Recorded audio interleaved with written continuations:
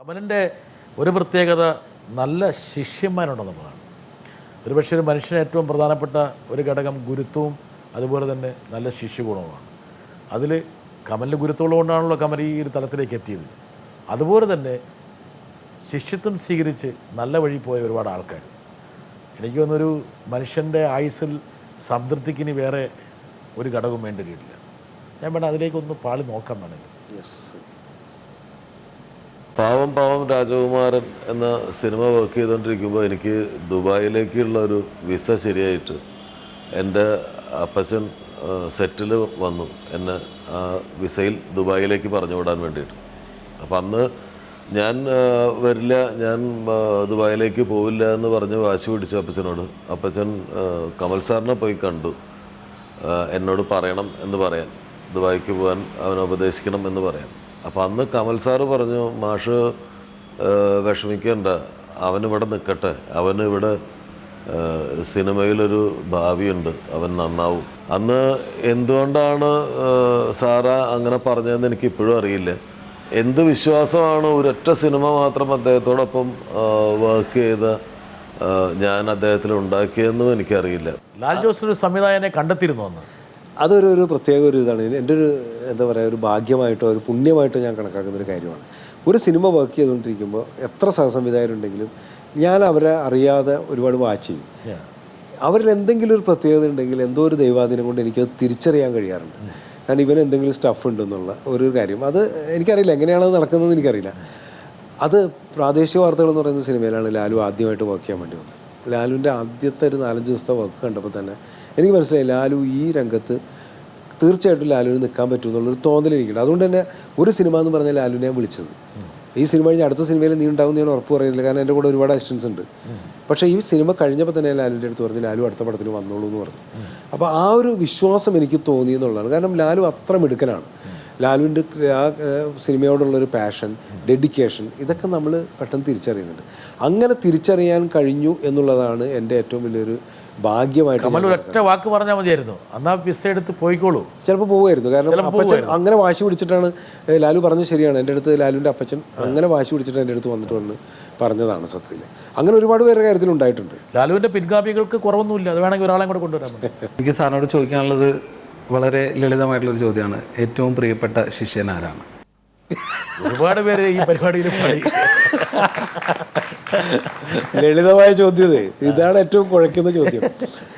അതായത് അതിനൊരു പറയുന്നതിന് മുമ്പ് ചില കാര്യങ്ങൾ പറയണ്ട. അതായത് സഹോദരൻ ശ്രദ്ധിക്കാൻ പോവാണ്, ഏതാ മറുപടി പറയാൻ പോകുന്നത്. അതെ നോക്കിയോ, ഞാൻ പറയാം. വേണം ഒരാളെ കൂടെ വേണം കൊണ്ടുവന്നിട്ട് വേണം മറുപടി.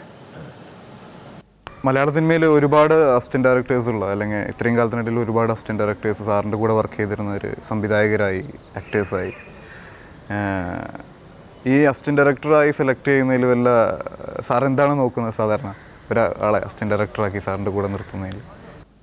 ഓക്കെ, നമ്മൾ ആദ്യം ആഷിഖിൻ്റെ ചോദ്യത്തിലേക്ക് വരാം. ഷൈന് ഇപ്പോൾ ആക്ടർ കൂടിയാണ്, നമുക്കറിയാലോ. അപ്പോൾ ഞാൻ പറഞ്ഞു വരുന്നത്, ഞാൻ സഹസംവിധായകനായി എനിക്ക് കിട്ടിയൊരു ഭാഗ്യം എന്ന് പറയുന്നത് മലയാള സിനിമയിൽ തന്നെ, അല്ലെങ്കിൽ ഇന്ത്യൻ സിനിമയിൽ തന്നെ എണ്ണപ്പെട്ട മഹത്തായ ഫിലിം മേക്കേഴ്സ്, അതായത് PN മേനോൻ, സേതുമാധവൻ, ഭരതൻ പോലെയുള്ളവരുടെ കൂടെ വർക്ക് ചെയ്യാനായിട്ട് കഴിഞ്ഞു എന്നുള്ളൊരു വലിയ ഭാഗ്യമാണ്. അപ്പോൾ അന്ന് ഞാൻ വർക്ക് ചെയ്യുമ്പോൾ പ്രത്യേകിച്ചും ഭരതേട്ടൻ്റെയും സേതുമാധവൻ സാറിൻ്റെയൊക്കെ പ്രിയപ്പെട്ട ശിഷ്യൻ തന്നെയായിരുന്നു ഞാൻ അങ്ങനെ വിശ്വസിക്കുന്നു. പക്ഷേ PN മേനോൻ്റെ കൂടെ വർക്ക് ചെയ്യുമ്പോൾ അദ്ദേഹത്തിൻ്റെ ഏറ്റവും പ്രിയപ്പെട്ട ശിഷ്യൻ ഞാനായിരുന്നു, എനിക്കറിയാം. കാരണം അദ്ദേഹം ഒരുപാട് വഴക്ക് പറഞ്ഞിട്ടുണ്ട്, എന്നെ അടിച്ചിട്ടുണ്ട്. അതുപോലെ തന്നെ എന്നെ ഒരുപാട് സ്നേഹിച്ചിട്ടുണ്ട്, ഒരുപാട് ഉമ്മ വെച്ചിട്ടുണ്ട് എന്നെ, മനസ്സിലായില്ലേ? കാരണം അദ്ദേഹം വെള്ളമടിച്ചിട്ട് അദ്ദേഹത്തിന് അറിയാലോ, മദ്യം കഴിച്ച് ആ ഒരു വാത്സല്യത്തിൽ എന്നെ കെട്ടിപ്പിടിച്ച് ഒരുപാട് ഉമ്മ വെച്ചിട്ടുണ്ട്. അതുപോലെ വഴക്ക് പറഞ്ഞു എന്നെ സെറ്റിലേക്ക് പറഞ്ഞ് തെറിക്കണ്ടല്ലോ, പുളിച്ച തെറിയ പറയാതെ. അപ്പോൾ അതിൽ നിന്ന് കിട്ടിയ ഒരു ഇതുണ്ട്. ഞാൻ പക്ഷേ എൻ്റെ മനസ്സോട് ഞാൻ എന്നും ചേർത്ത് വെക്കുന്ന ഒരു എൻ്റെ ഗുരുവാണ് PN മേനോൻ. കാരണം എനിക്ക് അത്രമാത്രം അദ്ദേഹത്തെ ഇഷ്ടമായിരുന്നു, ഇത്രയും വഴക്കൊക്കെ പറഞ്ഞിട്ട്. അപ്പോൾ അതിൽ നിന്ന് കിട്ടിയ ഒരു ഊർജ്ജമായിരിക്കാം എൻ്റെ കൂടെ വർക്ക് ചെയ്യുന്ന ആൾക്കാരോട് ഞാൻ അവരിതേപോലെ വഴക്ക് പറഞ്ഞിട്ടുണ്ട്. അപ്പം ഞാൻ ഈ വഴക്ക് പറയുമ്പോൾ എൻ്റെ ഒരു പ്രത്യേക ക്യാരക്ടർ എല്ലാവർക്കും അറിയാവുന്നതാണ്. ഞാൻ സെറ്റിൽ ഈ നമ്മൾ പറയില്ലേ, കണ്ണുകെട്ടിലെ കുതിര മാതിരിയാണെന്ന് പറയും, ഒരേറ്റത് മാത്രം കാണുള്ളൂ. ഇതിൻ്റെ അപ്പുറത്ത് ചിലപ്പോൾ എല്ലാം കാണുന്നുണ്ടെങ്കിലും ഞാനൊരു ഷോട്ടിൻ്റെ മുമ്പിൽ നിന്ന് കഴിഞ്ഞാൽ അതിലേക്ക് അങ്ങ് വല്ലാതെ ഇൻവോൾവ് ആയി കഴിയുമ്പോൾ എനിക്ക് എന്തെങ്കിലും ഒരു ചെറിയ കാര്യത്തിൽ ഒരു സ്പെല്ലിംഗ് മിസ്റ്റേക്ക് കുറവ് വന്നാൽ ഒരു ആർട്ടിസ്റ്റ് ഇപ്പോൾ ഒരു ഡയലോഗ് തെറ്റിച്ചാൽ പോലും ഞാൻ ആർട്ടിസ്റ്റിനെ വഴക്ക് പറയില്ല, ഞാൻ അസിസ്റ്റന്റ് ഡയറക്ടേഴ്സിനെ വഴക്ക് പറയും. അത് ഞാൻ ആദ്യം ഒരാളെ അസിസ്റ്റൻ്റായിട്ട് വെക്കുമ്പോൾ ഞാൻ ആദ്യം പറയുന്ന ഒരു കാര്യമാണ്, ഞാൻ എന്ത് സെറ്റിൽ സംഭവിച്ചു കഴിഞ്ഞാൽ ആദ്യം നിങ്ങളെ വഴക്ക് പറയുള്ളൂ. അത് നിങ്ങളോടുള്ള വിരോധം കൊണ്ടല്ല, എനിക്ക് എന്നാൽ മാത്രമേ സമാധാനമുള്ളൂ, അതുകൊണ്ടാണെന്ന് പറയും. അപ്പോൾ അങ്ങനെ എൻ്റെ വഴക്ക് കേട്ടിട്ടുള്ളവരാണ് ഇവരെല്ലാവരും, ദിലീപ് അടക്കം ലാലു അടക്കമുള്ള എല്ലാവരും. പക്ഷേ എനിക്ക് വഴക്ക് പറഞ്ഞു കഴിഞ്ഞാൽ അന്ന് രാത്രി കിടന്നാൽ ഉറക്കം വരില്ല. അതൊരു എൻ്റെ ഒരു വലിയ പ്രശ്നമാണ്. കാരണം പിന്നെ പിറ്റേ ദിവസം കാലത്ത് ഇവരോട് സോറി പറഞ്ഞില്ലെങ്കിൽ, അത്ര ശക്തമായിട്ട് ഞാൻ വഴക്ക് പറഞ്ഞിട്ടുണ്ടെങ്കിൽ എനിക്ക് ഇവരോട് പിറ്റേ ദിവസം ഇവരെ ആ രീതിയിൽ ഇത് ചെയ്തില്ലെങ്കിൽ പിന്നെ എനിക്ക് സെറ്റിൽ ഇവരെ ഫേസ് ചെയ്യാൻ പറ്റില്ല. അപ്പോൾ അത് സംഭവിക്കും. അടുത്ത ദിവസം ഞാൻ എങ്ങനെയെങ്കിലും ഇവരെ വിളിച്ചിട്ട് ഞാനൊരു ഞാൻ എന്തായാലും അറിയാതെ പറഞ്ഞു പോയതാണെന്നൊക്കെ പറഞ്ഞിട്ട് അങ്ങനെ ആവും. അങ്ങനെ ഒരു ദിവസം ഈ ഗോൾ എന്ന് പറയുന്ന സിനിമ നടക്കും ആഷിക്കിൻ്റേതല്ലാത്തൊരു തെറ്റിന് ഞാൻ ഒരുപാട് വഴക്ക് പറഞ്ഞു. ആഷിക്കിട്ട് കൊടുത്തു, ഭയങ്കരമായിട്ട് ചീത്ത വിളിച്ചു, ഒരുപാട് കുട്ടികളുടെ മുമ്പിൽ വെച്ചു. ഉണ്ടാവുമായിരിക്കും, അത് തീർച്ചയായിട്ടും ഉണ്ടാവും. പക്ഷെ എനിക്ക് അന്ന് ഇതേപോലെ ഭയങ്കരമായിട്ട് കുറ്റബോധം തോന്നുകയും ഞാൻ ആഷിക്കിനെ വിളിച്ചിട്ട് ഞാൻ സോറി പറയുകയും ചെയ്തു. അങ്ങനെ എല്ലാവരും അടുത്തുണ്ടായിട്ടുണ്ട്. ഇപ്പോൾ ആഷിക്ക് ചോദിച്ച ചോദ്യത്തിന് ഉത്തരം.